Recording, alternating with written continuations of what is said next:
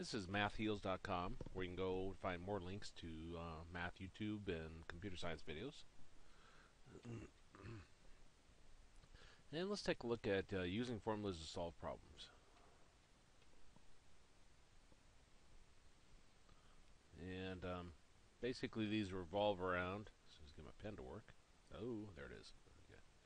These revolve around solving formulas for a variable.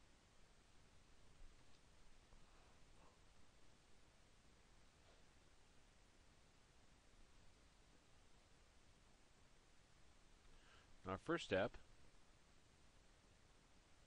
is to get rid of parentheses.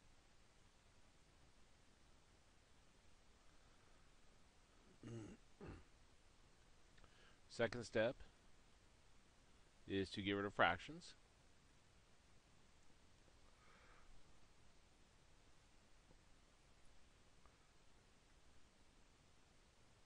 Now, how we get rid of parentheses is with the distributive property, and how we get rid of fractions is we multiply everything by the LCM of all our denominators. Now, those are the same as we solve for solving linear equations, so I won't write that down again. Our third step, get everything with the variable we are solving for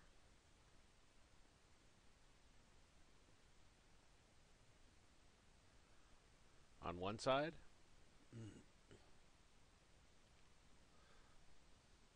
everything else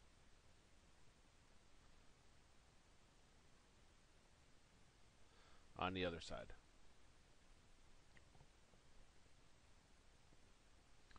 Step 4, if the variable we are solving for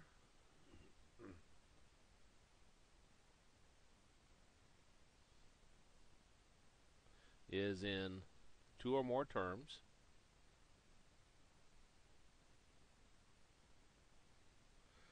factor it out.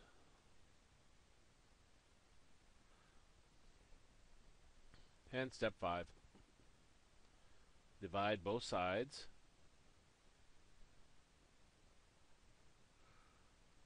by what is in front of slash back of the variable we're solving for.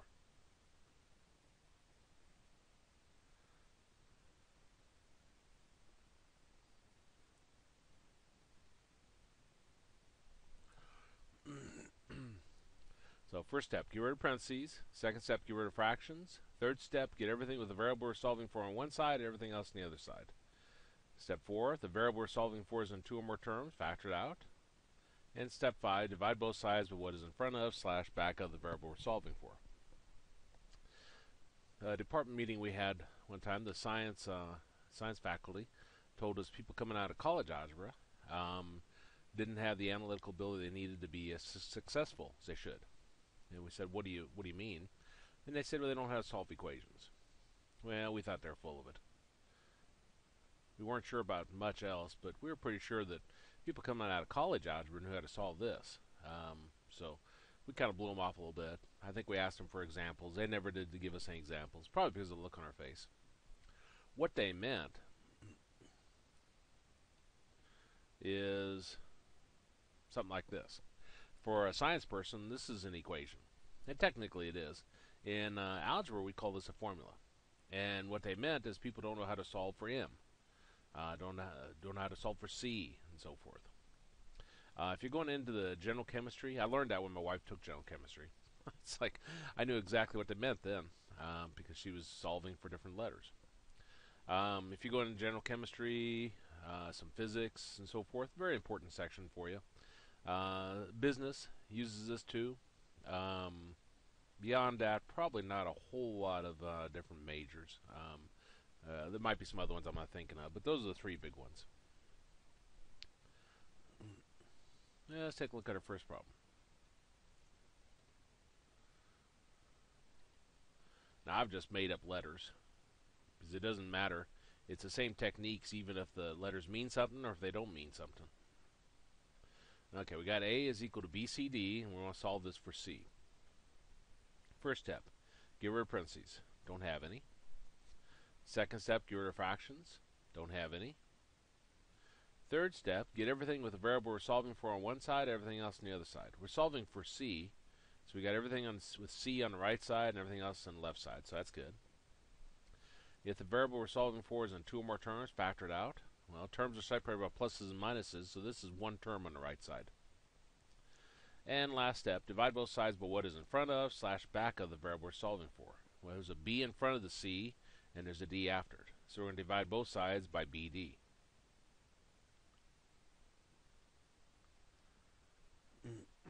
Now when you do that, these B's cancel, and these D's cancel. And we got C is equal to A over BD. And that's our answer. Let's look at this one. We've got A is equal to BX minus C plus D. And we're solving this for B. Now these 5 steps, I'll go through them on everyone. I won't show shortcuts. I'll just follow these 5 steps. This should solve every formula problem you'll run across in general chemistry. Probably a beginning physics class will solve. You get into Chem 1 and maybe some engineering physics. That's where you have to use different formulas, quadratic formula maybe, or other techniques. Now here we got A is equal to BX minus C plus D. We're solving for B. First step is get rid of parentheses. Don't have any.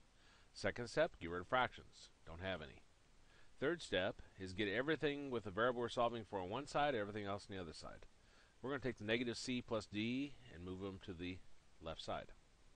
When you move anything across your equals, your sign changes. It doesn't matter what it is, number, letter, so forth.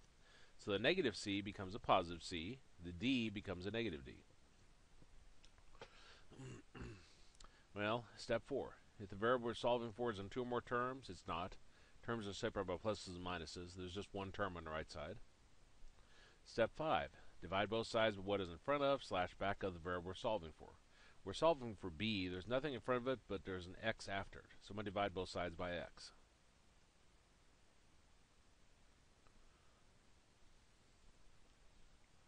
When I do that, those X is going to cancel. And we got B is equal to A plus C minus D all over X. And that's our answer.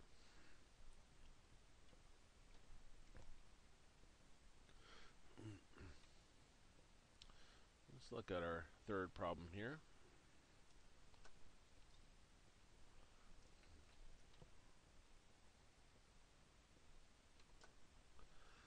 I'm not saving this, so I'm not quite sure why I'm doing that, but I think I already have these out here. Let me look, just make sure. Okay, intermediate algebra 1.3 PDF pages. Yes.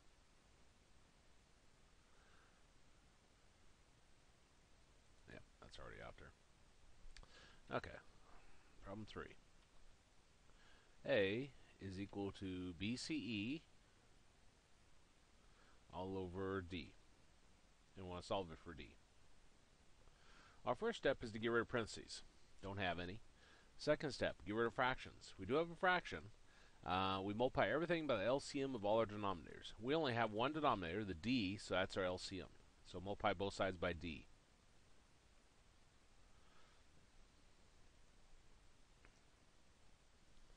Now over on the right side, those D's are going to cancel. Now over on the left side, multiplying these together is very easy. When you get different variables, you just put them next to each other in alphabetical order. So this becomes AD is equal to BCE. Third step, get everything with a D on one side, everything else on the other side. Well, everything with a D is here, everything else on the other side. We're solving for D, that's why I said D. Step 4, if the variable you're solving for is in 2 or more terms, factor it out. It's only in one term, so we're fine there. Step 5, divide both sides of what's in front of / back of the variable you're solving for. Nothing in front of the D. In front of the well, actually, boy, my eyes are getting off. There's an A in front of the D, so we're going to divide both sides by A.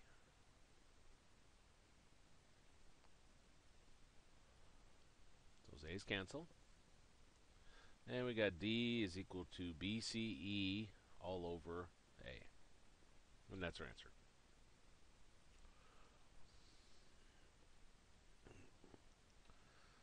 Let's look at this one. A minus AB is equal to D minus E. And we want to solve this for A. First step, get rid of parentheses. Don't have any. Second step, get rid of fractions. Don't have any. Third step, get everything with the variable you're solving for on one side, everything else on the other side. We're solving for A. I got everything with A on the left side and everything else on the right side. That's done. Step 4, if the variable you're solving for is in 2 or more terms, well, this is in 2 terms over here. So we're going to factor it out. Now, when it appears like everything's gone, you're always left with a 1. So we're left with 1 minus B. A lot of people will try to leave this blank, but if you were to think of it going backwards, A times 1 gives you A, and A times negative B gives you negative AB. So, last step. Divide both sides by what's in front of / back of the variable you're solving for. Nothing in front of the A, but there's a 1 minus B after it. So I'm going to divide both sides by 1 minus B.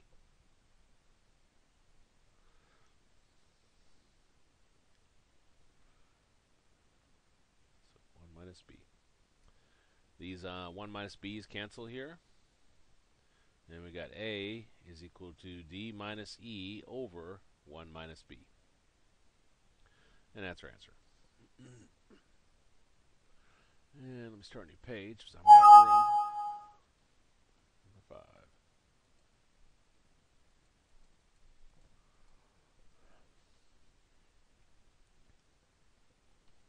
Got D is equal to 1/3 C times A plus B. And we're solving this for B.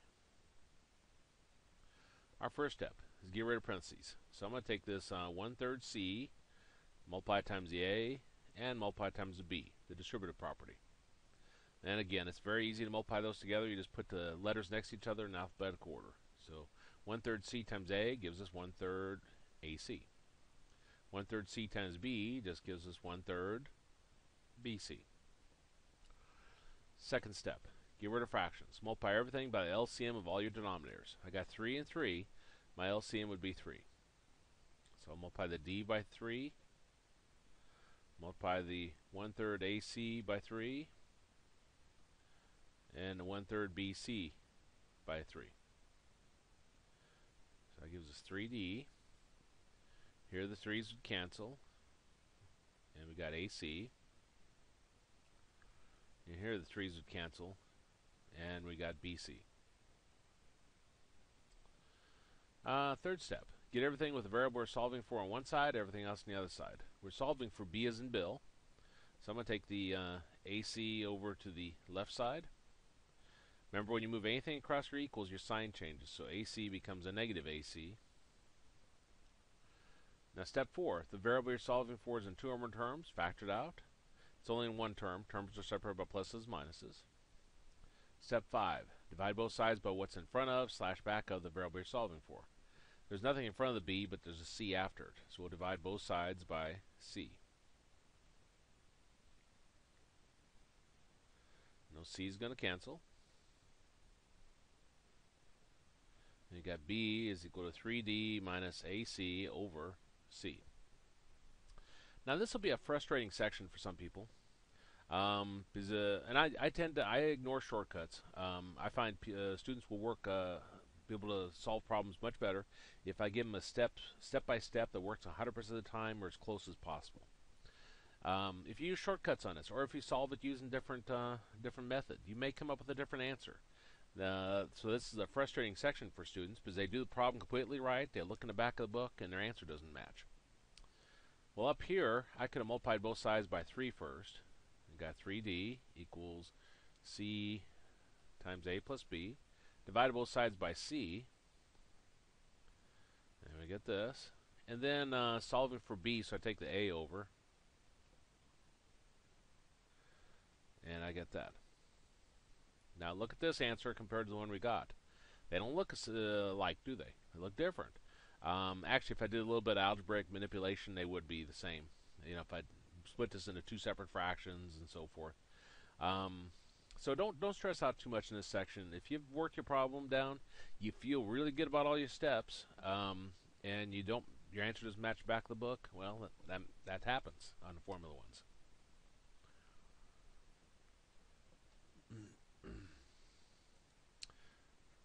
Now this is one area where students will use this a lot in algebra.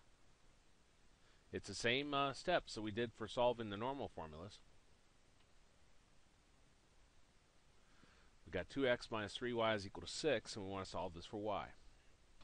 Well, we'll go through our same 5 steps. The reason why this one fits this is because we've got two variables here. We've got x and y. That's why it fits into the formula category.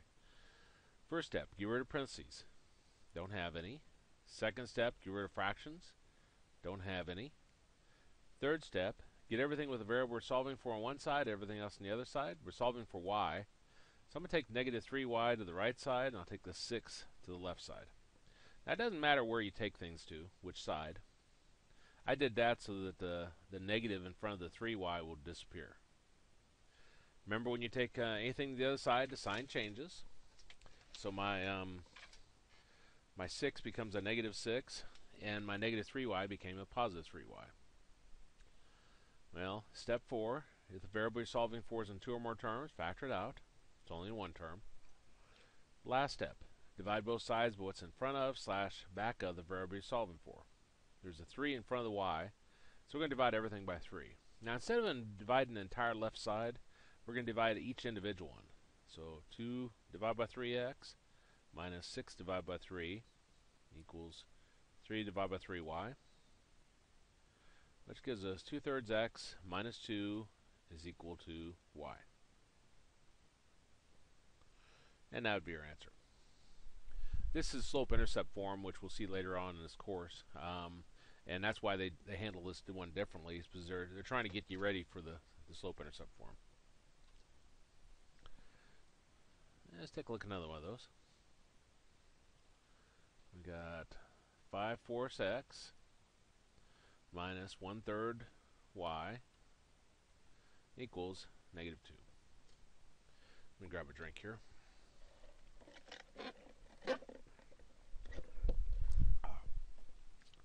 First step, get rid of parentheses.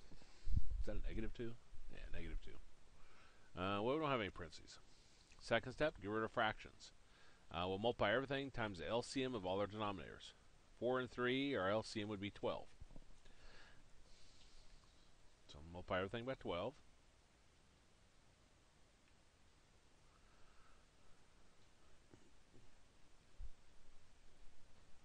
When I say everything, I'm talking about what's separated by pluses, minuses, and equals. Now here, 12 and 4 are both divisible by 4. 4 divided by 4 is 1. 12 divided by 4 is 3. Here, 3 and 12 both divisible by 3. 3 divided by 3 is 1. 12 divided by 3 is 4. You know you picked the right LCM if all your denominators disappear and you just have 1s down there. Well, 3 times 5 is 15x. 4 times negative 1 is negative 4y. And 12 times negative 2 gives us negative 24. Okay. Let me see. That was the second step. Third step. Get everything with a variable we're solving for on one side, everything else on the other side. I'm going to take negative 4y to the right side and take negative 24 to the left side. Anytime you take anything across your equals, your sign changes. So the negative 24 becomes a positive 24. The negative 4y becomes a positive 4y. Fourth step. If the variable you're solving for is in 2 or more terms, factor it out. This is only in one term. Step 5. Divide both sides by a number in front of / back of the variable you're solving for. In this one, we just got a number in front of it. So we'll divide everything by 4. So 15 divided by 4x plus 24 divided by 4 equals 4 divided by 4y. Now 4 divided by 4 cancels. And we got 15 fourths x plus 24 divided by 4 is 6 y. And that's our answer. Let's start a new page here. Time for my tablet to blow up. There we go. Number 8. Surface area S of a rectangular prism is given by the formula. S is equal to 2AB plus 2BC plus 2AC. Where A, B, and C are the lengths of the sides. Part A says solve the formula for A. So first thing we want to do is solve this for A. And that's part A. Well, first step, get rid of parentheses. Don't have any. Second step, get rid of fractions. Don't have any. Third step, get everything with the variable we're solving for on one side, everything else on the other side. Solving for A, so I'm going to take this 2BC over to the left side. Take anything across your equals, your sign changes. So 2BC becomes negative. And I got 2AB plus 2AC. Now step 4. If the variable you're solving for is in 2 or more terms, factor it out. Well, we got everything with A on the right side, and it's in 2 terms, so I'll factor it out. And I factor out an A, that leaves me 2B plus 2C. Our fifth step, divide both sides by what's in front of / back of the variable you're solving for. Nothing in front of the A, but there's a 2B plus 2C after it. So we'll divide both sides by 2B plus 2C.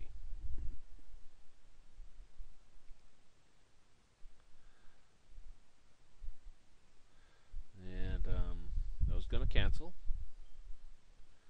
And we got A is equal to S minus 2BC over 2B plus 2C.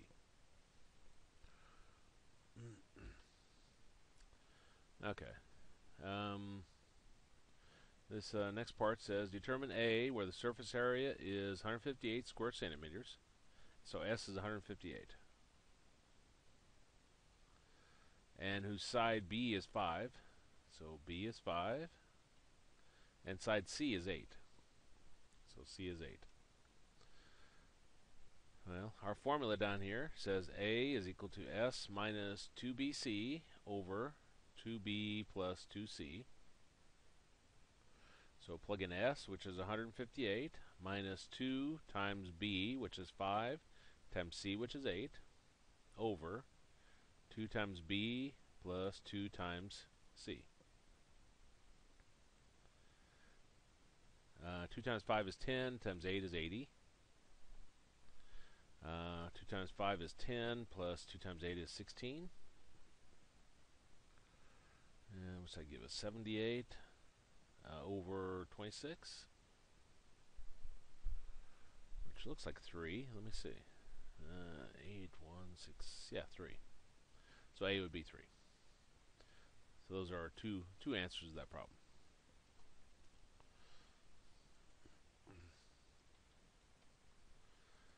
Okay, one more problem. The model M is equal to 3A plus 100 was developed by Hayes to model nothing. A, solve the model for A.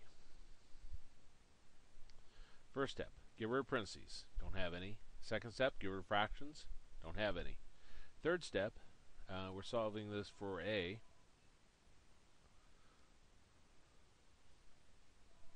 So third step is get everything with the variable we're solving for on one side, everything else on the other side. So we'll take the 100 over. And we get M minus 100 equals 3A. Step 4 we don't have to do because it's only one term. Step 5, divide both sides by the number in front, or the what's in front of / back of the variable we're solving for. In this case, divide both sides by the number in front of A, which is 3. So we get M minus 100 over 3 is equal to A. Now B says, according to this model, what is A when M is 400? So they're telling us to plug in 400 for M. So we got A is equal to M minus 100 over 3. Or A is equal to 400 minus 100 over 3. 400 minus 100 is 300 over 3. 300 divided by 3 is 100. So that'd be our answer. And the end of that section.